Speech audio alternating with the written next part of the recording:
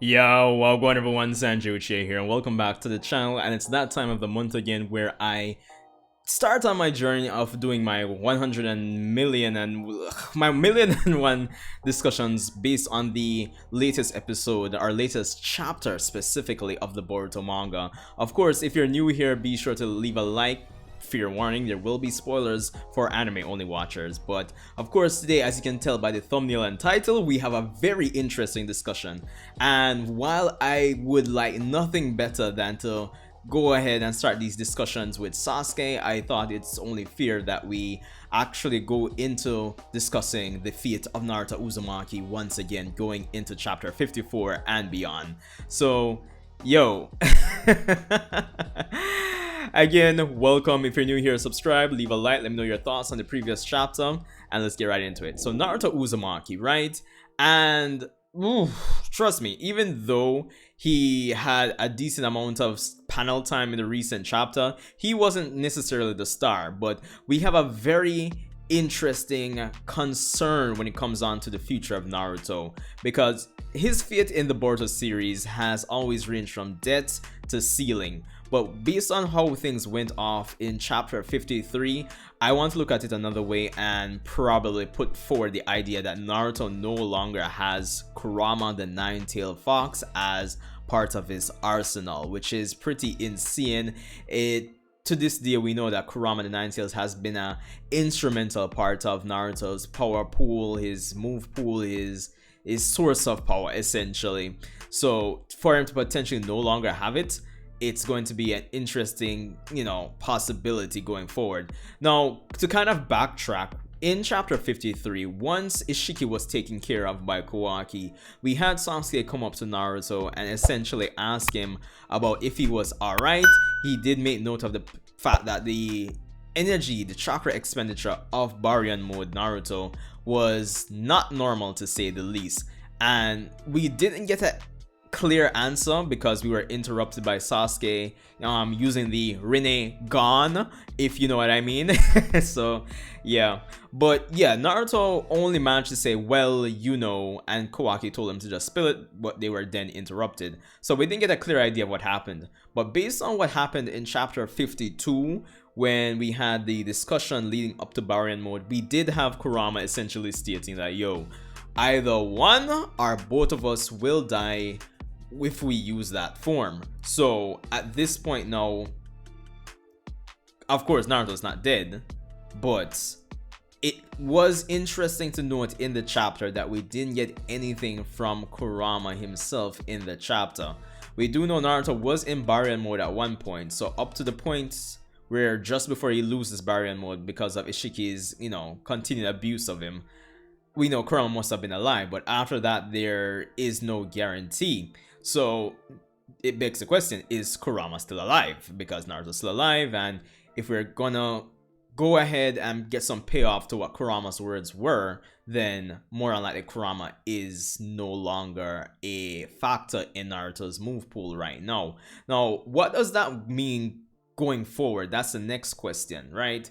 Because as a Jinchuriki, we know when it comes on to extraction, we know that Jinchuriki usually die. In the case of Uzumakis, they usually survive longer than the average Jinchuriki. And of course, in this particular case, it wasn't necessarily extraction.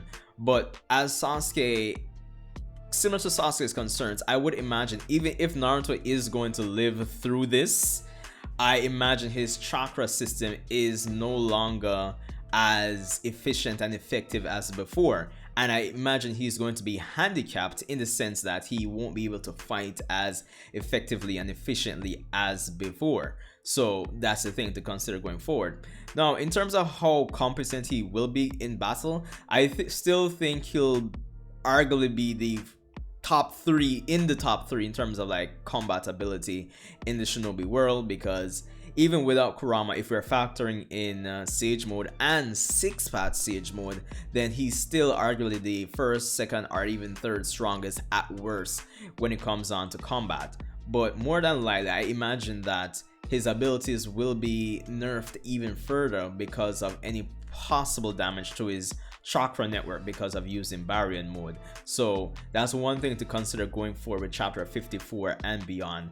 And at the same time, this will open up Naruto to be vulnerable to anything that's going to transpire between him and Kawaki going forward, to essentially align itself with the flash forward and the dialogue that Boruto and Kawaki has when Kawaki says he sent Naruto away. So yeah, this right now could be the start of things to come. It could be even similar to what's been, you know, said in novels where Naruto had like a chakra illness, and maybe even Kawaki sends Naruto away to actually get some, you know, help. Or it's kind of similar to my whole Daikokuten theory in a sense. I don't want to necessarily bring that back just yet, but you know what I mean.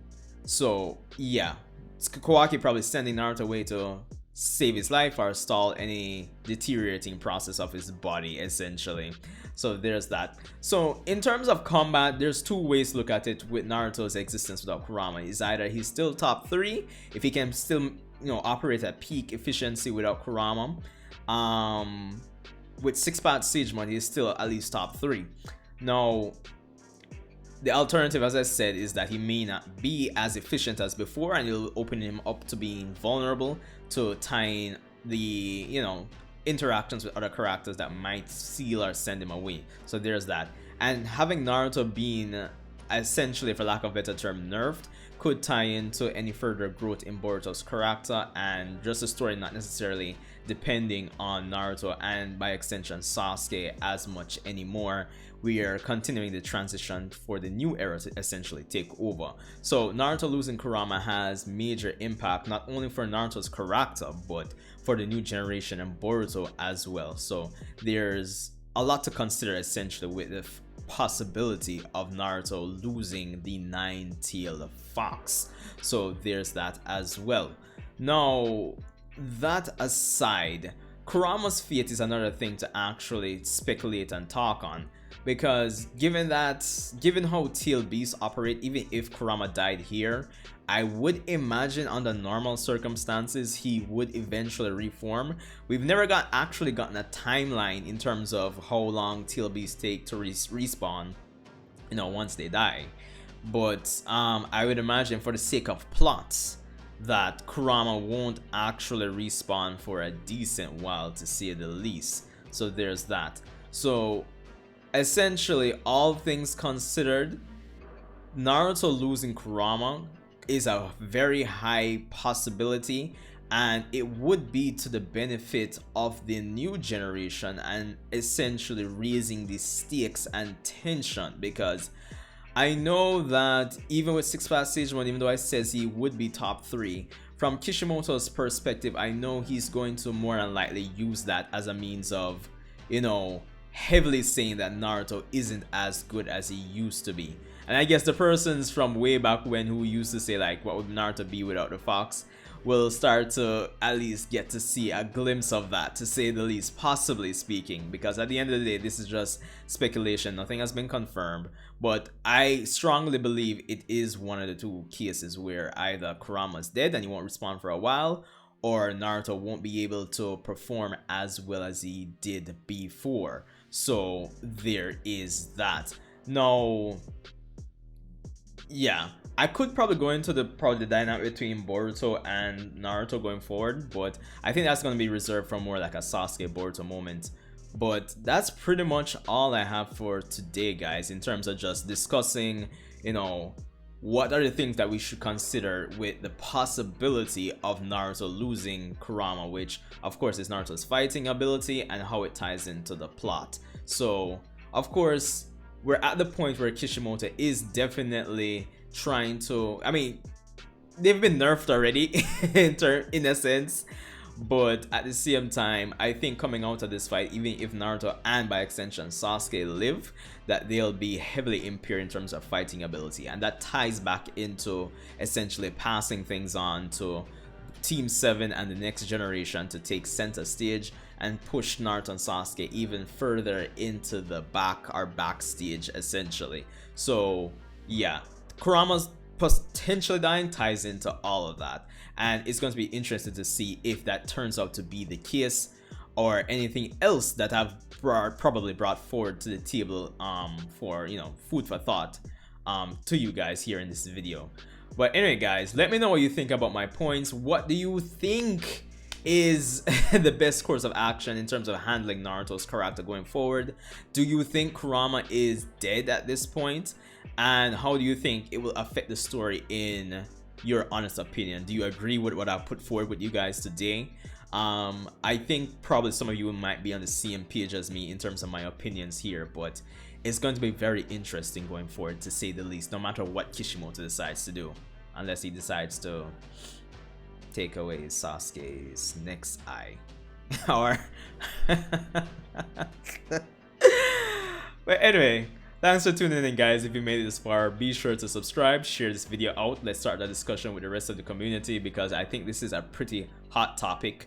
Of course, probably for the next Boruto discussion, I'll be talking again about our favorite Uchiha, Sasuke. More than likely, he'll probably form the strong points in my next Boruto discussion, so look out for that.